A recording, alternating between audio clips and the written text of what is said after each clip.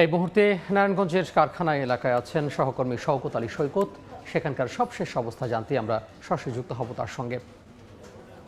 অতিবাহিত হয়ে গেছে, অথচ এত বড় একটি ভয়াবহ অগ্নিকাণ্ডের ঘটনায় এখন পর্যন্ত আগুন নিয়ন্ত্রণে আসেনি। ফায়ার সার্ভিসের 12টি ইউনিট গতকাল রাত থেকে আগুন নিয়ন্ত্রণে আনার সর্বাত্মক চেষ্টা চালিয়ে যাচ্ছেন। এরপরেও কিন্তু আমরা দেখতে পাচ্ছি 6 তলা ভবনটির একেবারে 2 তলা থেকে একেবারে উপরতলা পর্যন্তই কিন্তু দাউ দাউ করে আগুন জ্বলছে। আগুনের কারণে পুরো ভবনটি এক প্রকার কালো কয়লার মতো দেখা যাচ্ছে। এছাড়া আগুনের ধোঁয়ায় চারপাশ অন্ধকার আচ্ছন্ন হয়ে পড়েছে।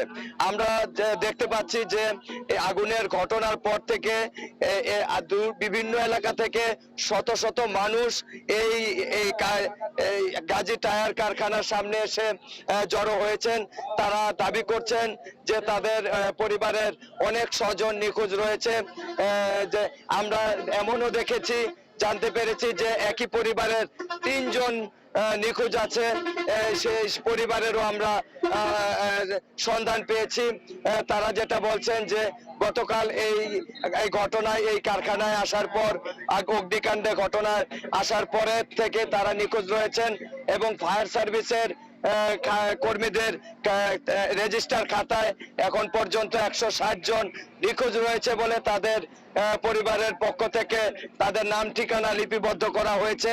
তবে ফায়ার সার্ভিসের পরিচালক লেফটেন্যান্ট কর্নেল রেজাউল করিম আমাদের জানিয়েছেন যে তাদের 12টি ইউনিট এখন পর্যন্ত তারা আগুন নির্বাপনের চেষ্টা চালিয়ে যাচ্ছেন।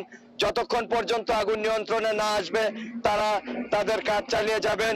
তবে গতকাল রাতে এই ঘটনাস্থল থেকে 17 জনকে তারা আহত অবস্থায় জীবিত উদ্ধার করেছেন।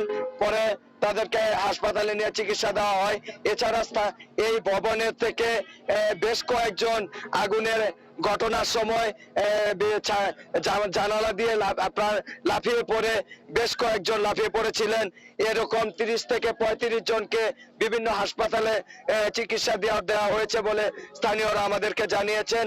তো এখন পর্যন্ত 21 ঘন্টা অতিবাহিত হলেও গাজী টায়ার কারখানার আগুন কিন্তু নিয়ন্ত্রণে আসেনি। স্বজনরা, যাদের পরিবারের লোকজন নিখোঁজ রয়েছে, এখনো শত শত মানুষ কারখানার সামনে এসে ভিড় করছেন। এই ছিল নারায়ণগঞ্জের রূপগঞ্জে গাজী টায়ার কারখানায় আগুনের ঘটনার সবশেষ। সহকর্মী শওকত আলী সৈকত যুক্ত হয়েছিলেন নারায়ণগঞ্জ থেকে।